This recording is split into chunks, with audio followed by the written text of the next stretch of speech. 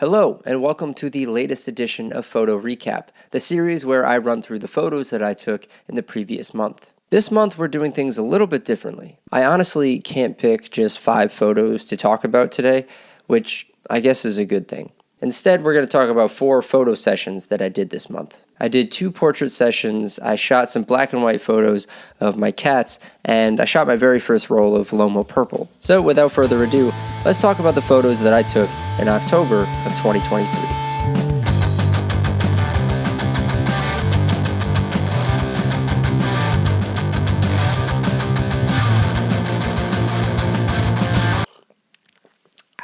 First up, we're going to talk about this photo session that I did with my friend Renee.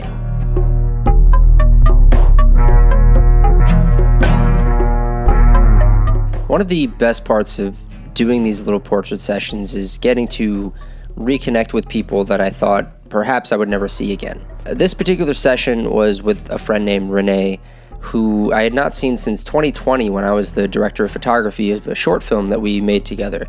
And once I started doing these portrait sessions in my little studio here, I put out the feelers to see who would want to come in and model for me, and Renee, luckily, was one of the people who reached out and asked to be photographed. Now, when doing these photo sessions, I typically ask people to bring multiple outfits, unless there's one specific idea that we're going for, and Renee luckily brought 3 outfits that we were going to rotate through and take a bunch of photos of. Now, one of the things that I feel like I'm getting better and better at with practice whenever I do these portrait sessions is how to position someone's body, which is something that I think before you do it, it can seem fairly easy, fairly intuitive, but once you're actually put in the situation and you have a human body in front of you and you have a frame, the task of positioning gets to be a little daunting. Luckily for me, Renee was pretty open to just about any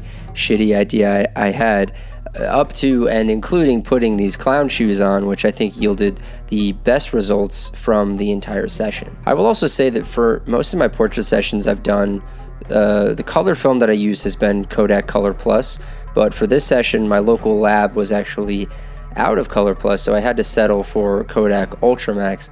And I use that word settle very specifically because I'm not incredibly thrilled with the color of these photos. Also, given that they're a whole stop faster than Colorplus, which is ISO 200, I knew I was going to be getting a little bit more grain in these images. I also think that I was not 100% on my A game when doing this portrait session. It was raining pretty heavily that day, so maybe my head just wasn't in it 100%. And I think that it should be okay to admit when that is the case, because we can't all be working at 100% of the time, you know?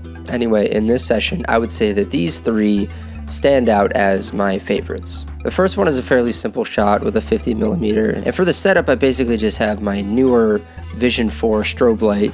You can see it right behind me, right over there. And I put it behind this piece of muslin here. Let me show you. This right here. So basically what I would do is shoot the light through this piece of fabric, this muslin here, and what you get is this sort of soft light. It really helps soften the light, and I think you get this very nice, soft, even lighting across her face, shot at an angle so as to create a little bit of contrast with the camera left side of her face. Here, let me get rid of this. And the next image, we have her wearing the clown shoes. Classic. She sort of naturally fell into this pose, and I don't know, I just sort of like the shape of the way her body is positioned with her feet flaring out at the bottom. It almost feels like you're looking at a cursive letter, like a cursive letter L. And this last image of her laying down, reading a book, similar to the one at the beginning, is very soft. It has this soft, even lighting. She's positioned at an angle, basically cutting the frame in half diagonally. And I think in all of these photos, she's very good at giving a striking look at the lens. In these 3 that I just showed you, she's giving a very different look. Slightly, subtly, she's conveying different things. If I had to mark down one takeaway from this session, I guess I would have to say that sometimes the simple answer is the correct one, which is what Occam's razor tells us. The simplest solution is often the right one, and these top 3 images are, in my mind, very simple compositions, very simple poses, and they could still be striking because of the subject in the frame, because of the eye contact, because of the colors. It doesn't necessarily need to be something extravagant. I don't need to make an image like Horst P. Horst or Erwin Blumenfeld to consider a portrait session a success. You know, when you have a beautiful subject and you take a nice, evenly lit portrait of them, I think that the results speak for themselves. I remember after this session, I was kind of beating myself up a little bit that I didn't try any extreme experiments or anything, but I just kind of wasn't in an experimenting kind of mood. And rather than force myself into that mood, I sort of reverted to simplicity. I'm still on the fence of whether or not that was the right move, but I gotta say, these images are good, but they're far from my favorite work, or work that I know that I'm capable of producing, and I'm very much aware of that. Anyway, let's move on and look at some photos of my cats.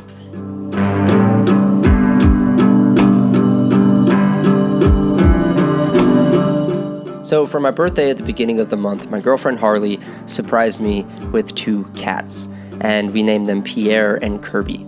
If you've been watching the channel for a little while, you may have actually met them already in a video a few weeks ago. They're just the most adorable things I've seen in quite a long time. Truth be told, I was always a dog person.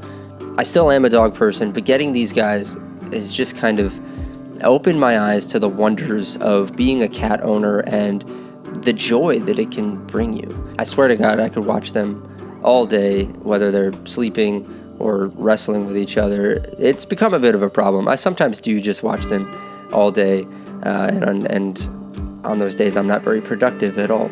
I knew from the moment we got them that I wanted to document their lives, and so a couple days after we got them, I ran out to my local lab, I picked up a roll of HP5, and I loaded up my Nikon FG, which is a camera that I don't use too often, and for reasons that I'll get into later on. But for about 2 or 3 days, I just wanted to photograph their first week in our home, just to have some sort of time capsule to look back on. There's this element of photography, which is something that I don't really touch on a lot in my work, that is about memory safekeeping. I think a lot of what I try to do when I take photographs is to make good art and make something interesting, make interesting art. At least a lot lately, that's sort of been my main drive. But it's nice sometimes to step back and remember that you can just document, that taking photographs doesn't always have to be so calculated. You don't have to always have the perfect framing or the perfect timing, the perfect lighting. You don't have to have perfect focus. You don't have to have a plan in place. You could just observe and document. I have a feeling that in the coming months and years, you'll be seeing a lot more of these two, because I plan on continuing to document them with my photography. And of course, I do love it when they lay in a beam of light coming through the window. I love it when they jump on a windowsill and stand side by side. I love when they curl up in a little ball on the white blanket and fall asleep. But they aren't the type of creatures you could bark orders at, or have them stand and sit in a very particular spot, or have them look in a particular direction. So you have to be on your toes. And with these two, you get what you get.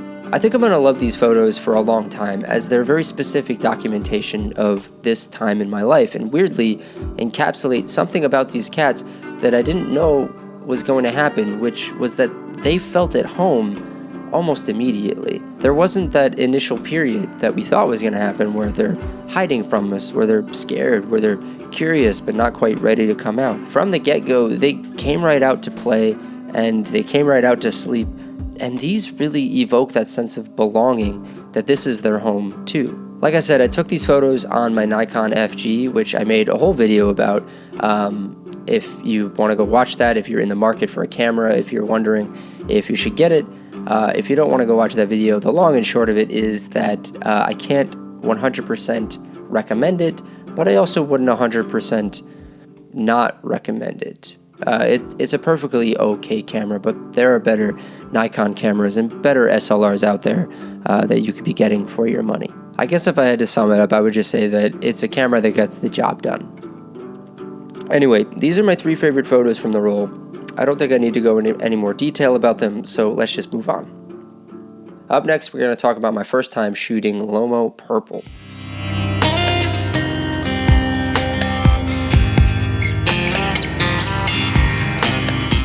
So as summer was transitioning into fall, I picked up a roll of Lomo Purple and decided to go out and shoot while there was still some greenery to be shot. If you don't know much about Lomo Purple, I have a video coming out soon about it, but essentially it's a color negative film that captures life in a very unique way, one that allows you to explore the color spectrum like you've never seen it before.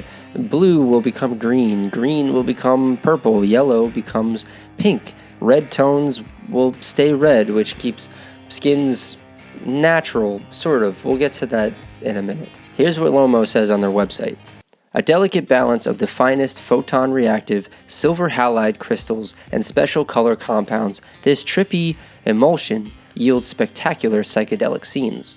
For obvious reasons, they remain pretty vague about this special chemical formula that creates this trippy emulsion concoction, but whatever they're doing, it's working, especially since you could develop it in standard C41 processing, so you could just drop it off at your local lab, and they should be able to process it no problem. So anyway, I went for a long walk around Prospect Park. That's where most of these photos came from. I shot all of these on my Canon FTB-QL that I haven't used in quite a while, mainly because the light meter doesn't work in it, so it's kind of a pain in the ass to lug around and take photos with. But I thought, what the heck, let's break out Old Reliable for these trippy photos, and what I got were some pretty cool results. I feel like this is the type of film that I could see myself picking up when I actually have a reason for using it.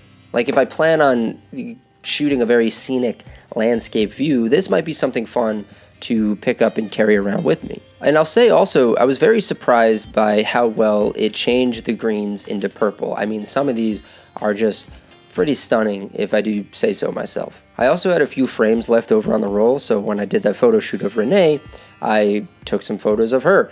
And for all this talk about keeping skin tones neutral, I really don't know that it worked out all that well, and I don't know how much of a fan I am of the pink skin look. Maybe if it better served a purpose and it was specifically implemented for a photo shoot, this might be okay, but personally I don't consider any of these portraits to be usable in any real sense of the word. But these 3 photos I will say are my favorite from the roll, this one being a strong contender for number 4.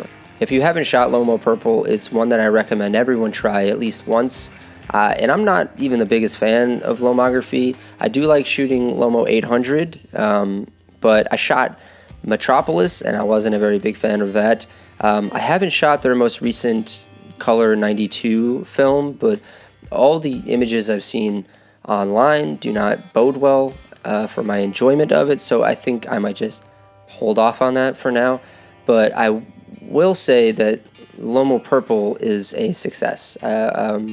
I hope to have a bit more purpose in the subjects that I'm photographing the next time that I use it. Alright, last but not least, we're going to talk about my photo shoot with Isabella, someone who you may remember from a few months ago.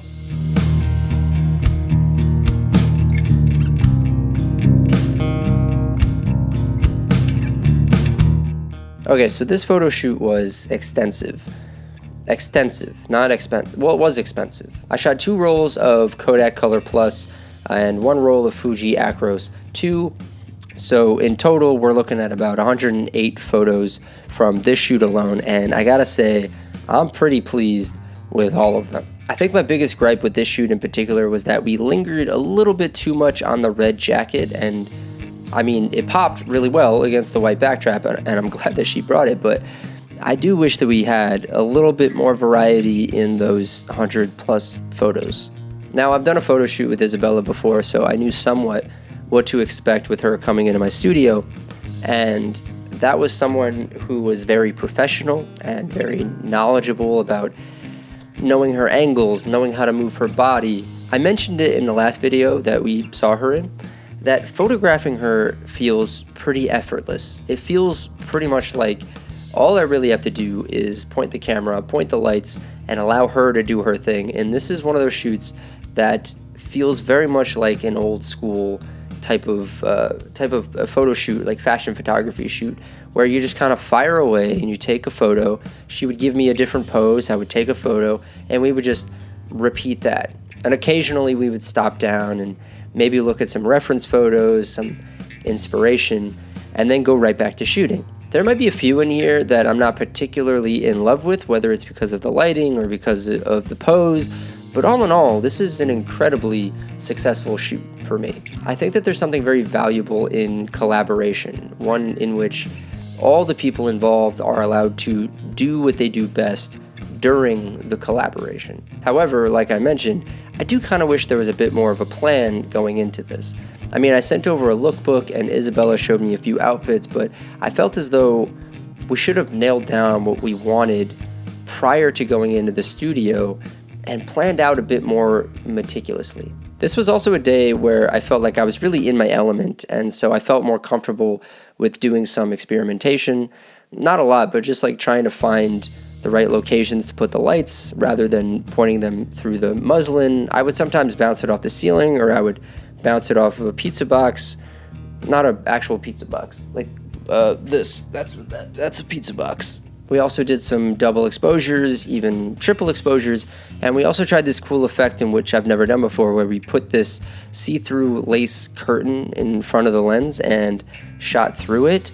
And for this, I had to illuminate her from the other side of the see-through partition. And I think the effect is actually pretty cool, and I'm going to try to play with it a little more in the future.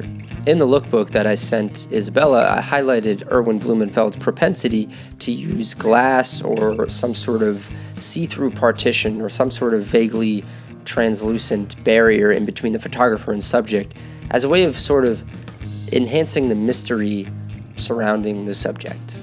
It's sort of like how in horror movies, the idea is to allow your imagination to sort of fill in the blanks. Some takeaways from this shoot: embrace collaboration, and with that, embrace each person's strengths within the collaboration. One of the things I struggle with, as I mentioned earlier, is posing a subject, and what Isabella has gifted me is the ability to now look back on these photos and help me with the next person that I may be photographing who potentially doesn't have the most modeling experience, because I see these photos and I go through them and I know which ones I like and I know which ones I don't like. As much as we could look to the internet, or we could look at Pinterest and we can look at fashion photographers for inspiration, sometimes all it really takes is reaching out to people you may know and working with them and learning from them. And we shouldn't be afraid to learn from our peers and actively learn from our peers. I mean, like, talk about it out loud, what we learned from them. Talk about what we enjoy about working with them, because those are things that are going to help us grow as individuals and help us grow as artists. And there we have it. My October was a long one, a fairly productive one, and also one that just kind of flew by. I have a sneaking suspicion that things might slow down a little bit in November. I don't really have much free time nowadays to go out and shoot as much as I'd like to, but I do have some interesting things in the pipeline that I'm excited to show you all in the near future. Let me know what you thought of my photos. Let me know how your month of October went with your photography.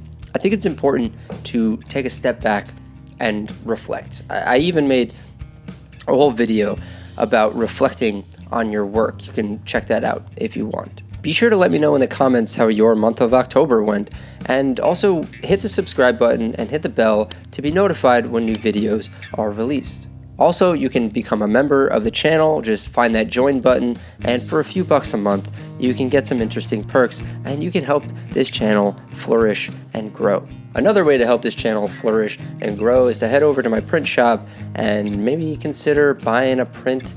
They're pretty cheap over there, and I think they turn out pretty good. So go over there. The link will be in the description. And I think that should do it for this week. I'll see you all next month for my November recap. And until then, have a good one.